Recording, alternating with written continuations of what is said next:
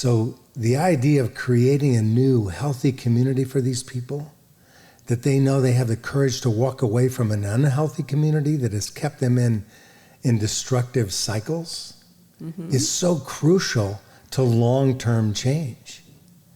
And so that's what we do, and that's what we love to do. Recorded at Amplified Studio in downtown Des Moines, Give and Grow is more than a podcast. It's a commitment to our community.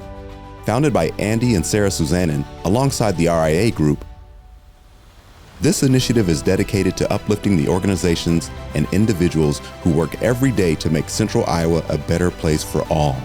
Welcome to the Give and Grow podcast, where we share the stories of the nonprofits transforming lives in our community. Each organization is featured in 3 episodes, offering a deeper, more personal look at their impact. Through conversations with passionate staff, generous donors, and the very people whose lives have been changed by their work, our hope is simple: to connect, inspire, and strengthen the bonds that make our community thrive. Welcome to the Give and Grow podcast. I'm your host, Siobhan Spain. This is our first of 3 episodes featuring Change Course. To put it simply, Change Course is a workforce development organization. However, putting it simply won't do it justice, and that's why we're here. Today, we'll learn the events in Joseph Johnson's life that led to establishing a nonprofit that is transforming lives in Des Moines. In 1995, Joseph was sentenced to 6 months in federal prison for a white-collar crime. So a white-collar crime is defined as a nonviolent, fraudulent offense committed for financial gain. So in Joseph's case, it was mail fraud. It was being in prison as a middle-class white man where Joseph came to understand the advantages he had over others. He witnessed men being released from prison only to land back there again. In fact, 44% of those incarcerated men would be arrested again within a year of their release. So after Joseph served his time, he was able to regain employment and the financial security he was accustomed to. Knowing the access he had to options and opportunities was not available to everyone changed the way he viewed the American dream. And that knowledge changed him. He saw those men just as worthy of respect, honor, and opportunity to live a more stable, fulfilling life. Joseph and his wife, Karin, decided it was time to be part of the solution. Through Change Course, they develop people out of poverty. Now there are organizations that offer career development to those less fortunate. However, Change Course takes a little different approach. And today we're going to hear from Joseph and Karin about the values they share that have transformed lives in profound and lasting ways. So welcome, Joseph and Karin, to the Give and Grow podcast. I'm really glad you're here. Thank you. Glad to be here. So there's actually quite a few things that make Change Course stand out. So I was thinking, how about we start with community? Tell us how community makes all the difference in the outcome for those you serve. Well, we really are, all of us are a product of the community that we are a part of. And for my situation, I came out and I had a community of people around me that loved me enough and loved my family enough to help me get that first job in when nobody would really want to hire me as a felon. Many of the gentlemen that I met in my time in incarceration did not have that kind of community. I mean, think about it. When we are going to get a job, oftentimes we tap into those resources of our network or our community. You know somebody that needs somebody, and I tell you I have a job, I'm needing a job, you connect me, and that reference has a lot to do with the opportunity that I get. Well, if you think about most workforce development, they develop people and then help them get that job, but they never address the community that they're in that keeps them having some of those barriers for sustainable employment. Mm-hmm. So the idea of creating a new healthy community for these people, that they know they have the courage to walk away from an unhealthy community that has kept them in destructive cycles, is so crucial to long-term change. And so that's what we do, and that's what we love to do. Yeah. I loved visiting Change Course. And you mentioned an organization located in Denver that helped Change Course get up and running. So my understanding is they developed a curriculum that is offered to organizations like yours so that you're not starting from scratch or reinventing the wheel. What is it about this curriculum that made you know that it was the right fit? Well, we both went to Denver, Colorado. We had this in our mind for a long time, because when I got out and I saw that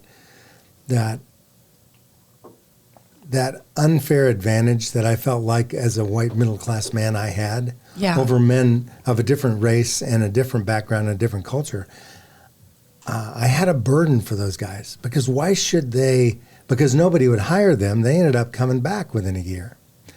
And I thought, we need to develop some sort of a training program so that they can get developed, get opportunity, get into a new community, and then get a job opportunity that really is a career focus, not just a landscaping job or something that's seasonal that gets them by, but something they look forward to that they can grow into.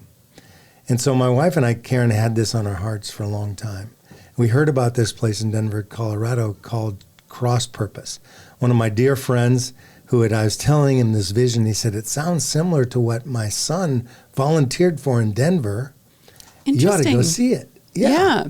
And so Karin and I went and spent a week there, and it was very emotional for us, because we heard stories of changed lives, and here they're graduating over 100 people a year out of poverty, out of coming out of incarceration or addiction treatment, or even single moms stuck in the welfare trap that can't get a good work history to get a high enough paying job not to need government assistance. Right.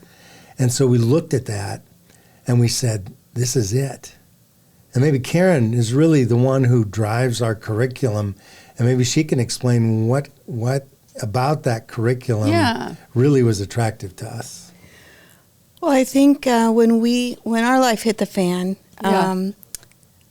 people did not know how to deal with us. Oh, I bet. It's different, it's not, I've been through a lot of things in my life. My dad got Parkinson's when he was young. I mean, I grew up in a poverty situation, but shame is a different thing.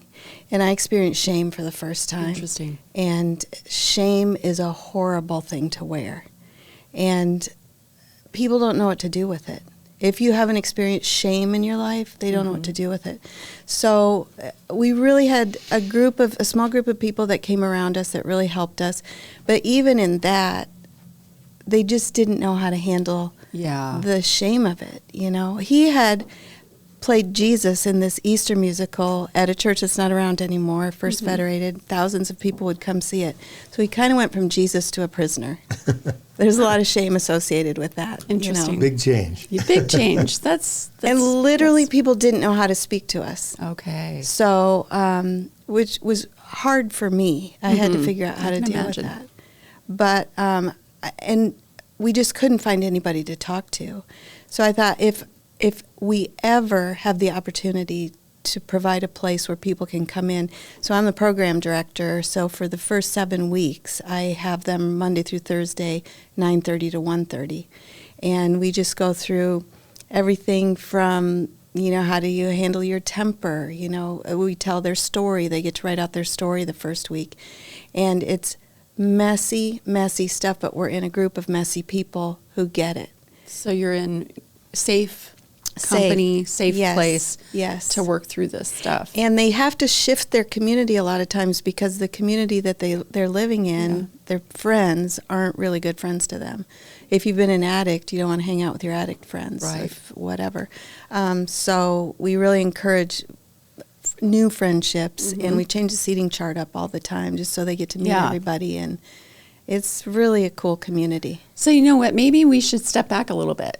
Tell us how people find you. I think, do you have an application process? We do. And so maybe just give us a big overview of how you do the work you do?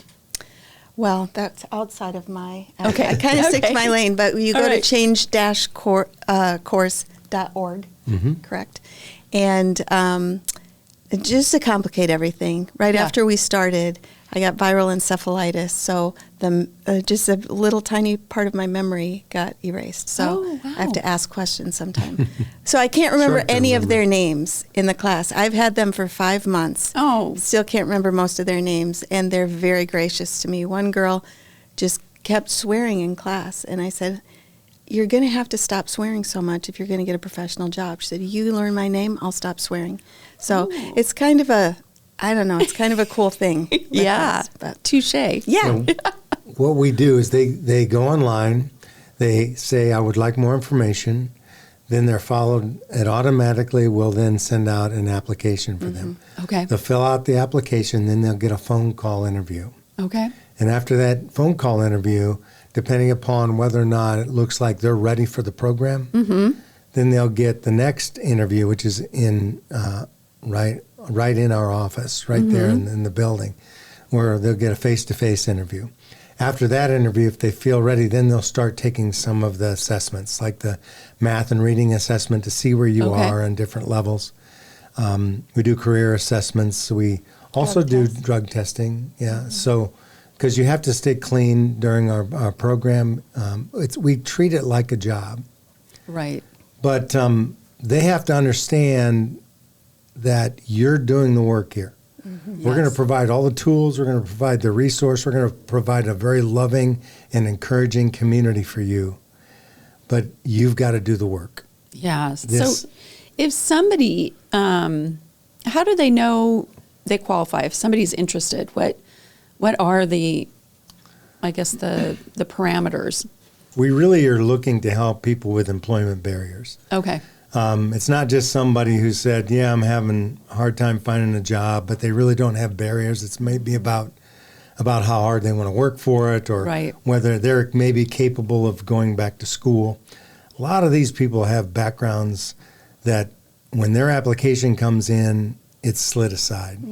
Got it. And so it's really people with criminal backgrounds Yep. that have inhibited their ability to get opportunity, drug treatment backgrounds, or like I said before, stuck in a welfare trap with no good work history and really no education because they've been this single mom since they were 15 years old. Yeah. Trying to survive. Yeah. And they're that makes stuck in sense. this Yeah. welfare trap and they can't make enough. Okay. And so those are the people that we really want to help because they're really the ones that are stuck, but most of the time very capable of being a tremendous employee to an employer Yeah.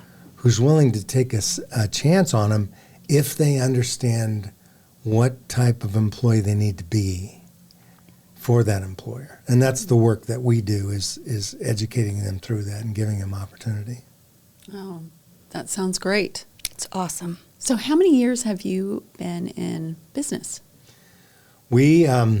I resigned from my position as a partner with a commercial cleaning company in town in February of 2022, and that's when we put on our application for our 501c3. So that's pretty recent. So, and then we had our first class November of 2022 because we had to prepare it all, we had to find a place and all of that. So November of 2022, so we've completed 5 classes, and we have our 6th class graduating December 5th. And we have our graduation at Hope Elam Church right across from Drake. Beautiful old church with a beautiful sanctuary. Makes a great background for a Graduation. graduation that looks like a high school decorate, graduation. Sashes, Cake. gowns, they decorate their own hat. A lot of them haven't graduated. They got a GED, but they haven't gone through a graduation That ceremony. Yeah. that And it's official- emotional and it's beautiful. And we tell their stories and we applaud them. And sometimes their kids and their family are just so proud of their mom or dad. And they're weeping as Karin hands them their diploma and talks a little bit about them. Yeah, I can see why you stay motivated Yeah. to help, because that transformation must be so exciting It is. to see. Yeah, it is. It's just crazy. I talked to 2 women this morning. One has 4 children that she lost custody of. One has 7 that she just regained custody of. They both have been horribly treated, abused. They both went into drugs and alcohol addiction.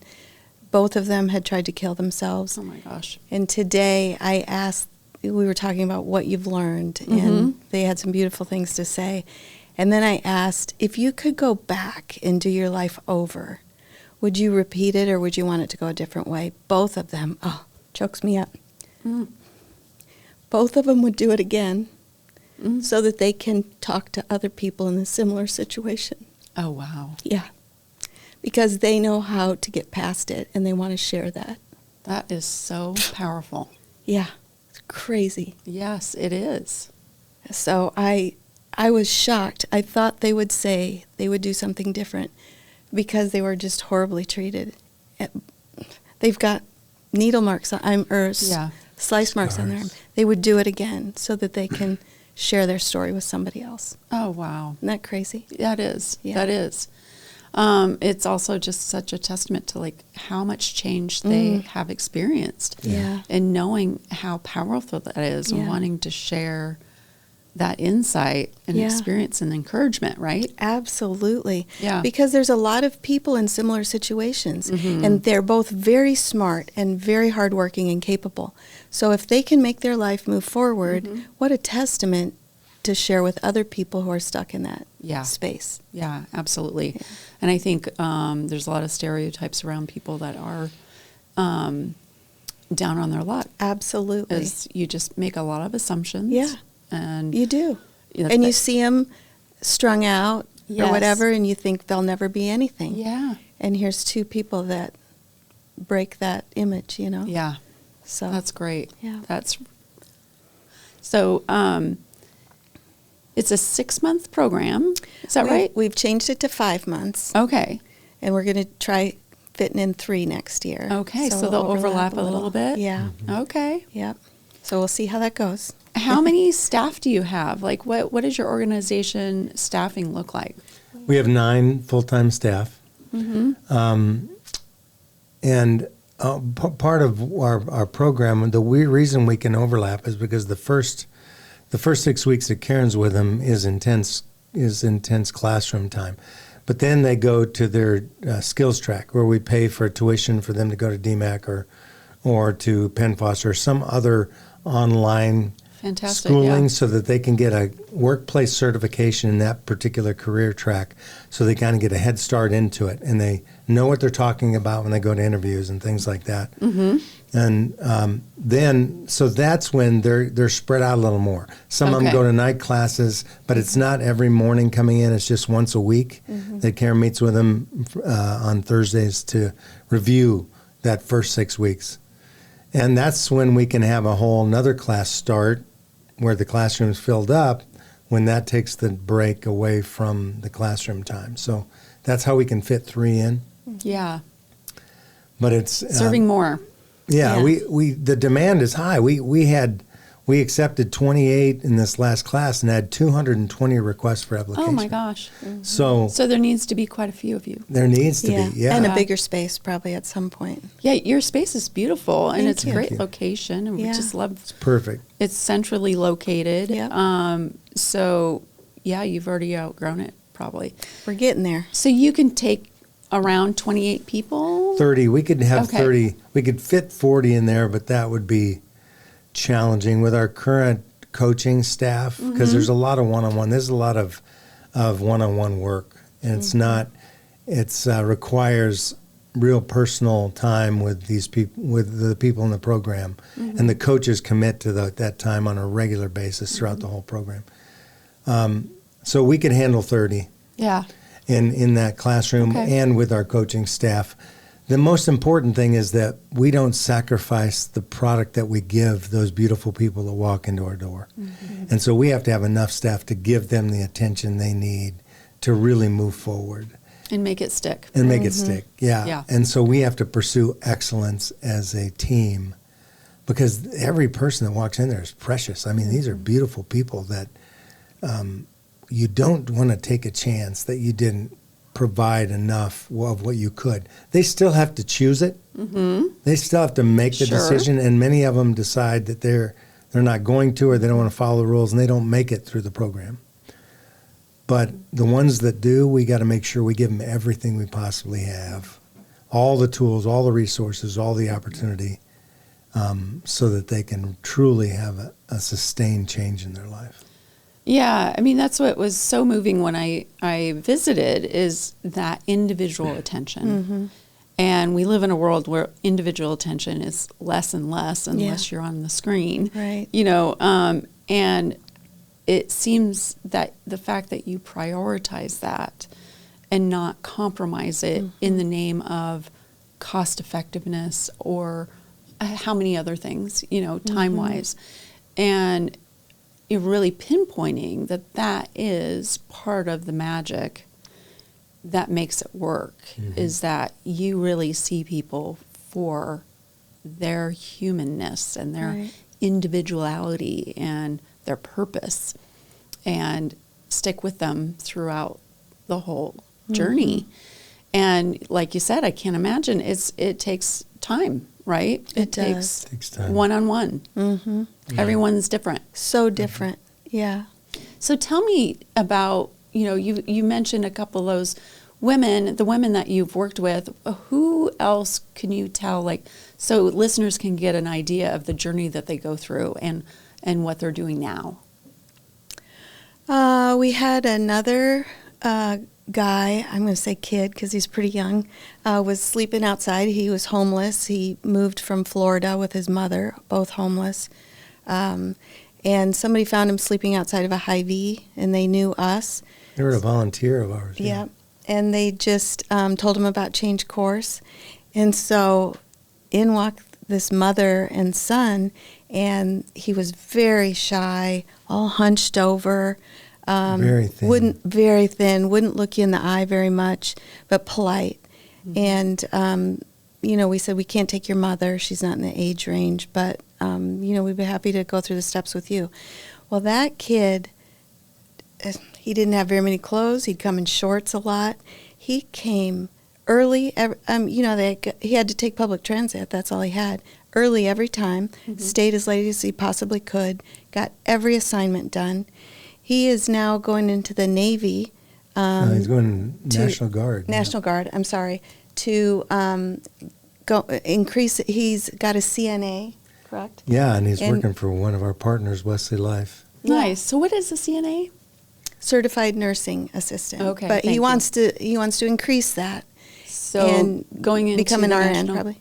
Guard to get some support for schooling. Yep. And they'll pay for schooling. Yep. Wow. Yeah, if he's in the. And he stands up straighter now. He's outgoing. He comes in Got to his own visit us. apartment. Yep. We had to help him get some housing when he came in, and his mom ended up going back to Florida, where they're from. Okay. And so he was here alone, and now he's got his own apartment. He still meets with a lot of the people, the volunteers or our staff on a regular basis for lunch, and he's excited to go into the National Guard. He signed up and got approved, and then it's going to help pay for his registered nurse degree. So just think of that his life changed so much. Yeah. That's exciting. He's delightful. We love him.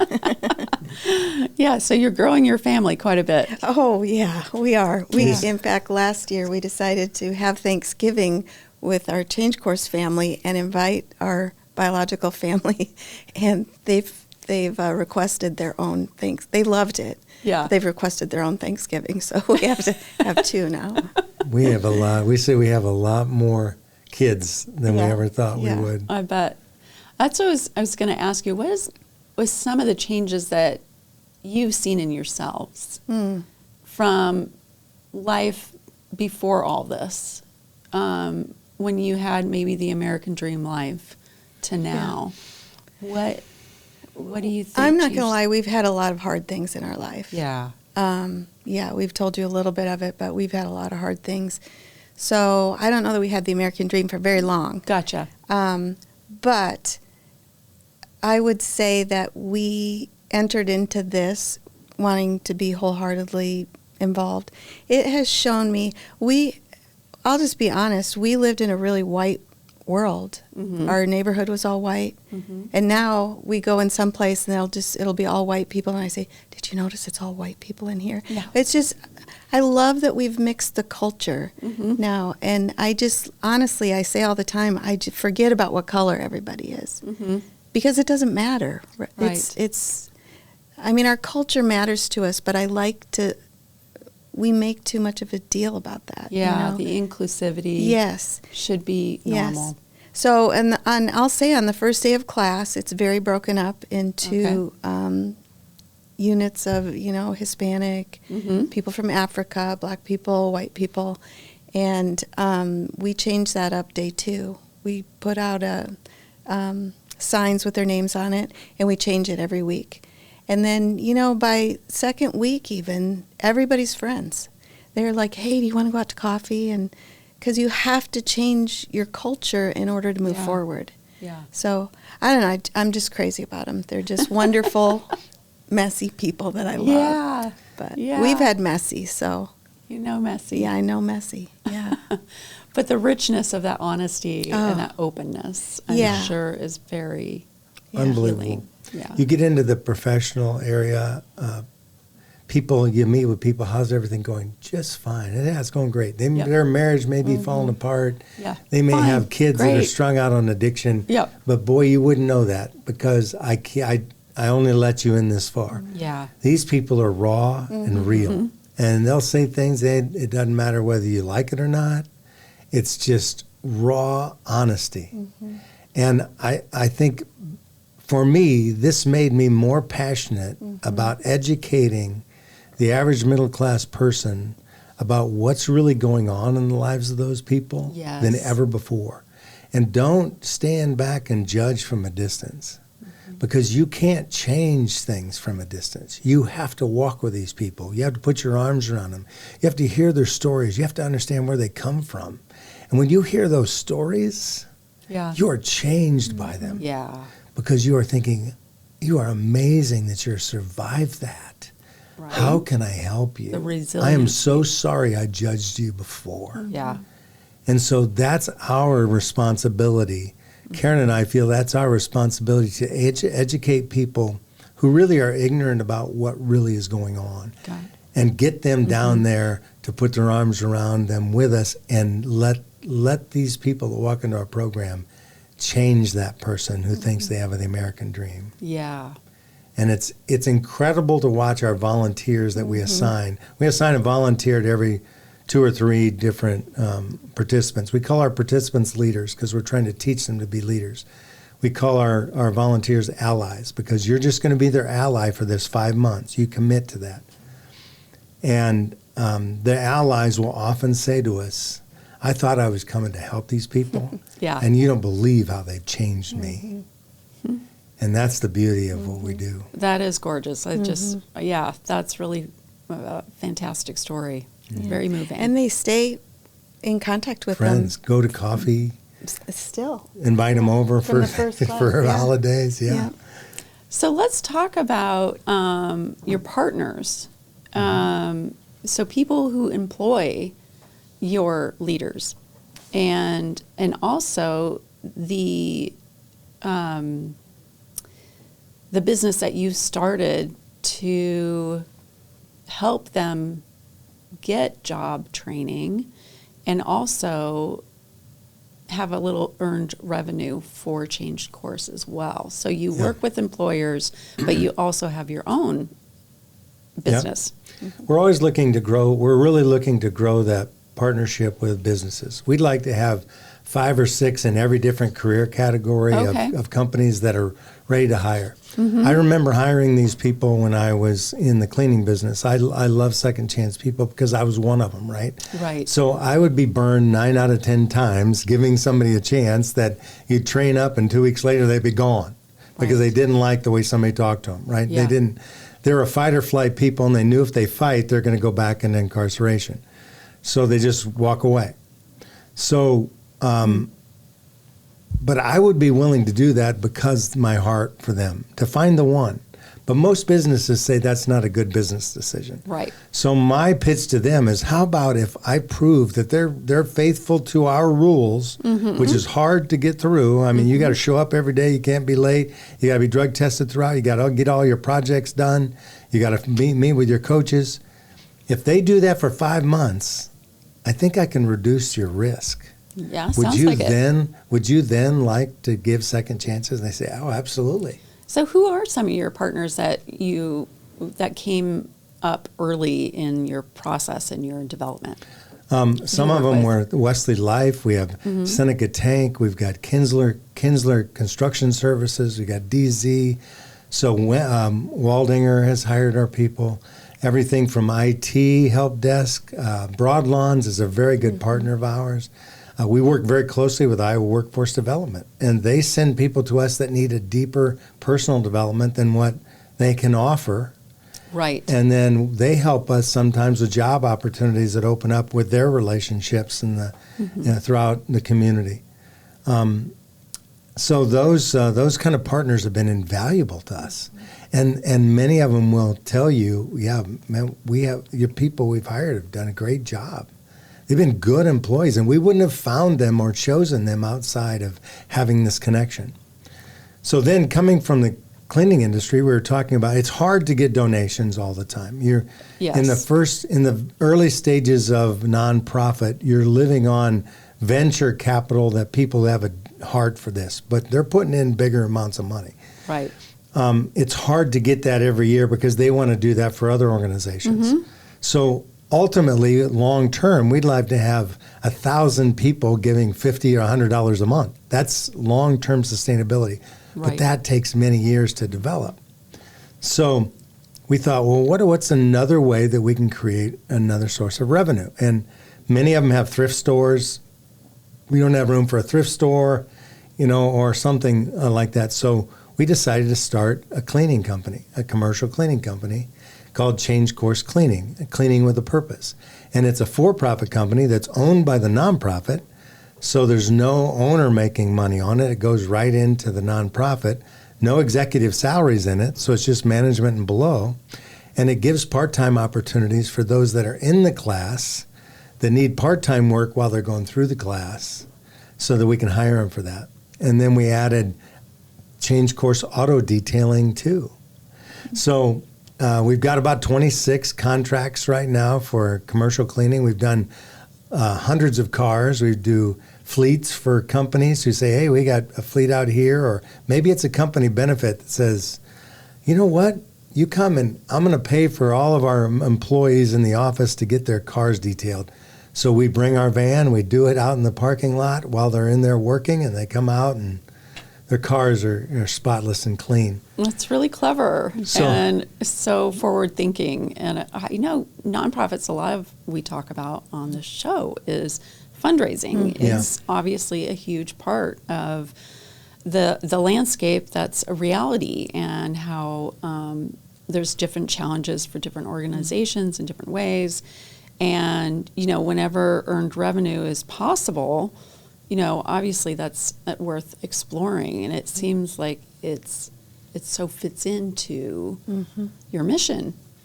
Yeah, the other thing that's pretty exciting is that based upon our model, based upon our experience, and based upon our results, we have been approved as a SNAP education and training provider. Oh, interesting. So SNAP is government money, that Supplemental Nutrition Assistance Program that is administered by the state for food stamps. They also have a portion of that money that's set aside through Iowa Workforce that is for getting people off of food stamps, developing them and training them so they get sustainable revenue, sustainable income, so they can be off food stamps. And just last year, we were approved as one of those providers. So anybody on food stamps or getting SNAP benefits that come into our program, they help offset up those to costs. half of their cost of going through the program. Okay, so another opportunity for that sustainability aspect. It makes us feel good because it makes it credibility to our model. Yeah. And they recognize it as an effective model. And it also helps offset some of the costs, because this doesn't cost anything to our participants except 100% commitment. That's all we ask. Yeah. You do the work, and you will come out. Matter of fact, they can earn up to $100 every 2 weeks in a transportation stipend if they show up on time, if they get their work done, Yes. if they come to each meeting, they do coaching. And so they build up that money, and so then we help them with a second chance checking account through Midland Credit Union, who helps them start banking again, because many banks won't even give them a checking account. Oh, exactly. The credit aspect is really a big one, right? Yeah, so are you going to, make this model replicable to others? Well, because that's an interesting it thing, is. because you kind of took advantage of that, right? From the organization in Denver, which sounds like they kind of do. They do help other They do. people start up something similar anyway. We if were the not fourth. exact. We were the fourth organization that had started this model Okay. like that when we first went there. In where I encouraged them to say, why don't we create a network? Because I think we can create a network so we all work together, because you're going to have other people on it. Now there's 17 models across the United States that we get together on an annual basis, and we talk about best practices, and we work together as a network to improve this model in our communities. Well, we feel like we want to be that catalyst for Iowa, because we're the only one in Iowa. Okay. But it doesn't make sense for me to go and start a new profit in an area like, say, Cedar Rapids or Quad Cities, when there's good nonprofits there, and you're still competing for donor dollars. Right. So one of the things that we felt like might be the best way to do it is we get our program really fine-tuned, and then make sure we have all the manuals and everything ready. Then we find good nonprofits that are doing something for reentry or addiction recovery, and then we teach them the model. And we give them the backing that we got from Denver and the consulting, and they can come watch us do it, and we become a training center for this model for other organizations around the state of Iowa. Yeah, that's such a great idea, because, there's so many nonprofits out there, and the competition, like you said, is real. And again, you don't want to reinvent the wheel or invent something that is duplicating. Why not diversify or enrich an existing program? Yeah, and they already have a good donor base, and they already are respected in the community. Now they can enhance that offerings to the people that they really want to serve, and get a lot of credibility from their donors, like, oh, wow, you really are stepping forward. So it's a win-win. Yeah. And for us, Karin and I at 66, we're not spring chickens. I remember when we went to Denver and we told the CEO, who's 40 years old, that we want to do this in Des Moines. Will you help us? And he said, are you sure you want to do this? You're not any spring chickens. I mean, this is a lot of work. This is hard work. And so he almost tried to talk us out of it, didn't he? Yeah. But we said, yeah, we just feel like we're called to do this. We feel like God's led us this way. We've received so much grace and love that we need to extend this. This is love. This is what loving your neighbor looks like. It's inconvenient, and it's difficult, and it's sacrificial. But if it's gonna change a life, it has to be that. It's not something you throw money at. So anyway, we just want to make a difference. We want to know that when our time comes and we're gone, we've left something that's sustainable, that really is improving the community. And that means we got to give it away. You can't keep it to ourselves. It's got to be given away. Oh, well, thank you for all that you do. I just love how the passion for what you're doing just exudes, and I hope that continues. And I feel very fortunate to know you both, and the work that you've done. I can't wait to come to a graduation sometime. Yeah, you have we'd to. love that. Yeah. It's so cool. That's great. So for people who want to get involved, what are the ways that they can do that? We get through the website. The website Okay. has a great volunteer option too. Great. It can kind of say, what different areas would you like to consider volunteering? Because we're starting to get more mentorship needs. Okay. Because some people come in and their math and reading is less than sixth grade level, and we need to help them get that up, because a lot of the colleges, DMAC, they require at least that level for them to take those courses. So then we have mentors that can work with them to bring them up on those so their assessments get higher. We have all kinds of different areas where they can assist us, and Allies is another one. So you can go online and get all that on our website, change-course.org. Okay. And you obviously take donations as well. Yeah, we never refuse a donation. I love donations. Yeah, and we can also do that on the website. We also have a YouTube channel. You could go on that, and we have social media, Change Course Iowa, social media, Facebook and Twitter, and I don't know what all of them are anymore. Yeah, all the things. Instagram, everything. Our oldest son works for us, and he went through addiction. He's an incredible artist. He's painted in our office. That went up in a park, too. His artwork is crazy good and all around town. But what was I going to say about that? He does our social media. Yeah, he does our social media, and our- it's off the chain. So It's really he's good. really, yeah, the he's videos really are good at excellent. it. The videos are the stories. Yeah. You just... It's really great to have somebody on staff that knows how to Yes. tell the story well. Yes. Because sometimes, even small businesses, they just have, that's just one too many things sometimes. Yes. And you don't want to watch another boring video or Yes. whatever. So he's very good at it. Yeah. Yeah. That's great to know. And then you have a fundraiser as well? We do. Every year we have Okay. Night of Hope, which is usually in November. We just finished one, and it's really celebration of changed lives is what we do. We don't push people to give at that. We do get donations, and we try to make it a fundraiser, but it's more of a celebration of the people who have conquered things. But you should tell them your idea that we're... Yeah, we're working on one now for the spring, and an auction, kind of a gala. But the gala is a little bit going to be upside down, and our thought is that we bring people everybody with capacity gets invited to these galas at the end of the year, right? Right. And so they end up eating a meal that probably they say, well, I wasn't like I'd get at Fleming's or wherever I'm going to go. Right. And it's a half, but they all come, they all have money, and they all get catered to, right? What if we bring the people with capacity to serve those who don't get to be lifted up? And so our gala is having tables of people who are marginalized, who are stuck in poverty, and then a person with capacity pays for that table and gets to sit with them.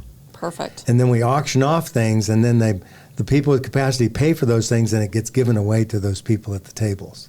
And if they Fantastic. need to go Yeah. to Dress for Success or Men on the Move to get a nice suit or a nice dress, we help them do that before they come to the gala.